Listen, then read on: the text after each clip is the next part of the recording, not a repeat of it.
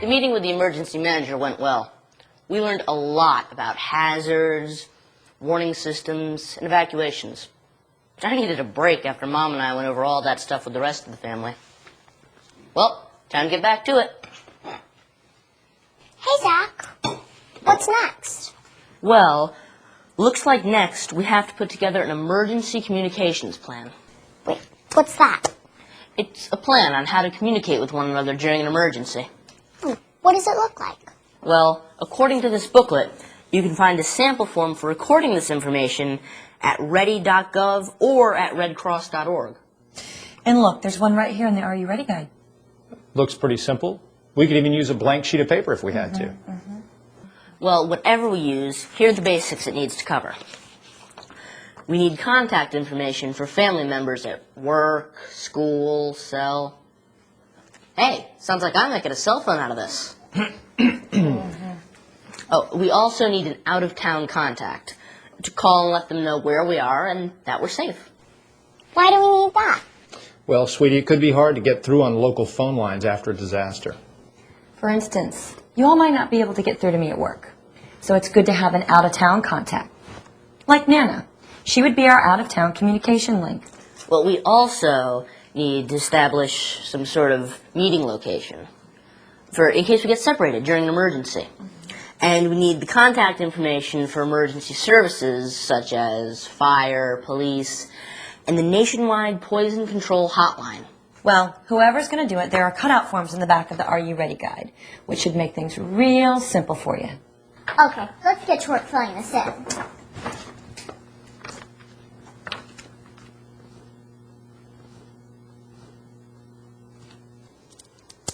Well, looks like we're done. Well, it didn't take too long, did it? But now, remember, we're going to have to make sure that we update this plan whenever the information changes. That's right, kids. I mean, like, Katie, the phone number is going to be different next year when you change schools. So here's what I'm going to do. Now that we're finished, I'm going to go ahead and post this by the phone, just in case we need it. Good idea. Hey, it says here we should do a wallet-sized version to carry with us. Linda, didn't you say there were cutouts in the back of the guide? Yes, honey, they're right there. Yeah, here they are. Well, who's going to make these up? If you do it, I'll do your dishes. 2 times? Deal. Hey, didn't I see something in the book here on what to do with your pets in the event of an emergency? You know, I did. Here it is right here. All right, it says families should call their vet, their animal control office, or an animal shelter ahead of time for information and advice. Wow, this is really, really good information. Also, if an evacuation is necessary, find out which hotels and motels take pets. Pets are not typically allowed in emergency shelters with the exception of service animals. Mommy, is that because somebody could be allergic or scared or something? Well, I would think so, honey, but also because of health and hygiene. And what's a service animal? Well, it's like Aunt Becky's dog, a seeing eye dog. So we need to be sure to have up-to-date veterinarian records to prove the pet's vaccinations are current.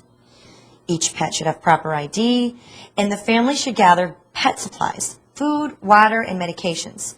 A pet carrier and leash are a must.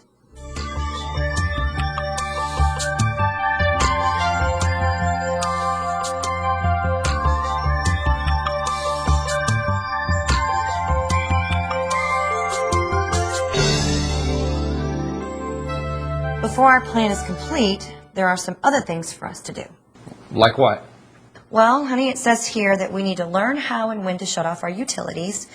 It also says that we need to learn how to use our fire extinguishers, install and maintain our smoke alarms, review our insurance coverage.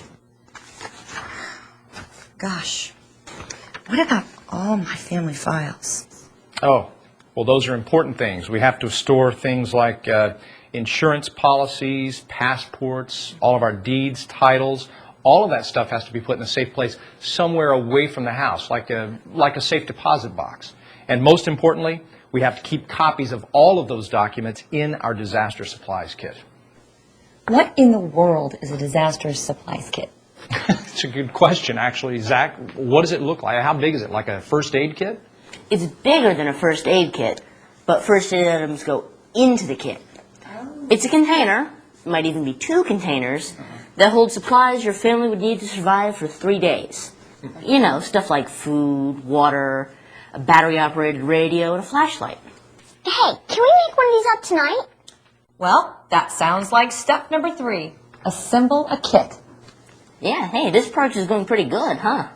Zach, this project is going very well. Thanks to you, pal.